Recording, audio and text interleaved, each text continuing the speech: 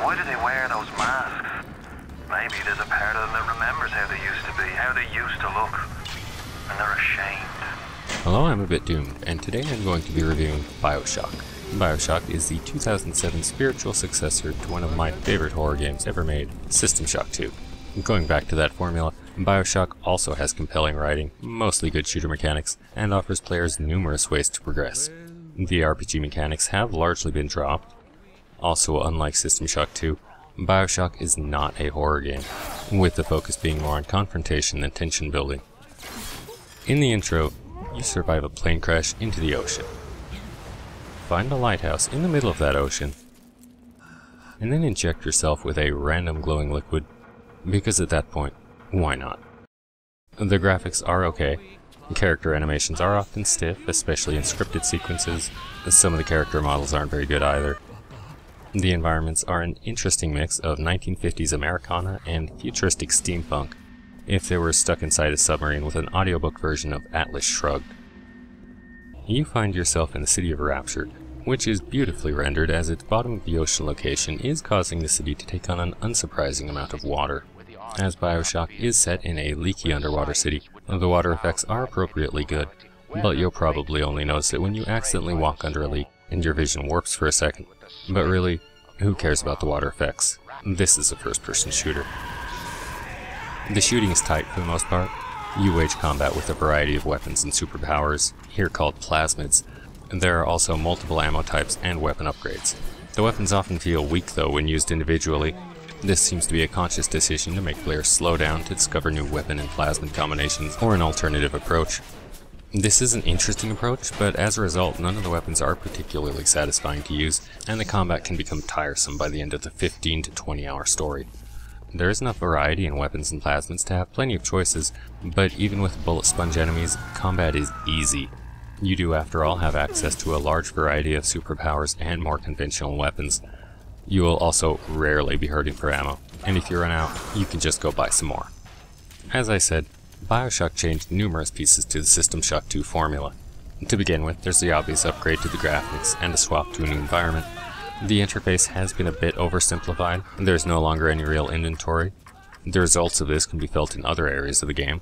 You see, there's a steady stream of crates filled with random junk, but once you pick it up, you will never see it again. And you will likely forget about it until you see a U-Invent machine.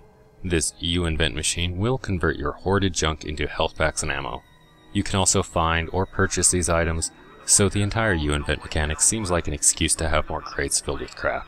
It's obvious filler, and all these U-Invent machines, vending machines, weapon upgrade stations, gene stores, and gene swappers are everywhere.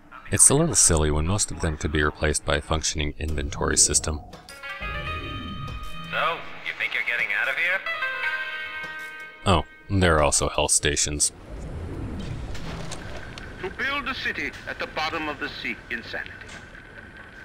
But where else could we be free from the clutching hand of the parasites? Where else could we build an economy that they would not try to control, a society that they would not try to destroy? It was not impossible to build Rapture at the bottom of the sea. It was impossible to build it anywhere else. I'm having a little trouble understanding how Rapture's founder, Andrew Ryan, thought cramming people together at the bottom of the ocean would go well, and whose bright idea was it to fill this underwater city with a vending machine selling guns and ammo every few feet. The maintenance department alone would have to be half the city's population and still would probably be behind schedule. Well, of course they were behind schedule. Bioshock is a very easy game. When you die, you do not have to return to your previous save game or the last checkpoint. Just like in System Shock 2, running out of health simply takes you and all your weapons and ammo to the closest regeneration chamber with a little bit of health. System Shock 2 made up for this with item scarcity and genuinely challenging gameplay. With no penalty for failure, Bioshock loses any tension as you tromp through leaky corridors with superpowers and rocket-propelled grenades fighting respawning enemies. Die? No problem. You'll just be taken away from combat and set loose elsewhere in the level to continue with your objective. Get lost? You won't, because an arrow always points you in the right direction. The player can also use any weapon and plasmid extremely well without practice as soon as it is acquired. What we have here is likely the easiest shooter I have ever played. I jumped straight into hard difficulty and have not experienced any real challenge. Even the final boss was like the rest of the game. Cool, but disappointingly easy. Compare that to the difficulty of System Shock 2, my second attempt to beat that game, on normal difficulty setting ended with me not having enough ammo or health to take out the final boss. System Shock 2 may have been a little bit too difficult, but Bioshock's gameplay is so easy that it verges on being boring. Luckily, the easy combat remains interesting for most of the game thanks to a large variety of weapons, plasmids, and upgrades. As more plasmids and ammo types are found, it becomes increasingly obvious that Bioshock wants to allow for any playstyle to be effective. As easy as it is, Bioshock can still offer a lot of fun discovering new ways of killing enemies. The writing is good, being heavily influenced by Ayn Rand's objectivism philosophy, with characters often speaking as if they were taken straight from Atlas Shrugged. Too powerful and too mysterious for any government to guide. Any man who tells you different either has his hand in your pocket or a pistol to you. The storyline sometimes feels like it meanders, as you're told to go there or collect that, but it eventually sorts itself out as you discover more in the form of audio logs. Audio logs play without interrupting gameplay, though gameplay will often interrupt them. The audio logs are usually interesting and always well voice acted, but sometimes are very quiet and can be hard to hear over the splashing water or incoming enemy fire. You will spend so much time listening to people talk as you empty boxes of junk that you will rarely feel alone. Now, why would someone record 30 seconds of themselves detailing things, including crimes, that they should probably keep to themselves, and then leave those out for anyone to find? Maybe it's best we just don't ask these questions. The main attraction here is the City of Rapture itself and its cast of characters. The city is beautifully designed and feels like it was once lived in. The characters who are feeling this downfall are believable and elevate the rest of the game with a strong emotional backbone. There is a sort of moral choice system too, but when that moral choice system is between saving a little girl for more plasmids or harvesting that little girl for even more plasmids, it loses its impact. Did I mention that harvesting means killing? No! No! No! No! You saved me.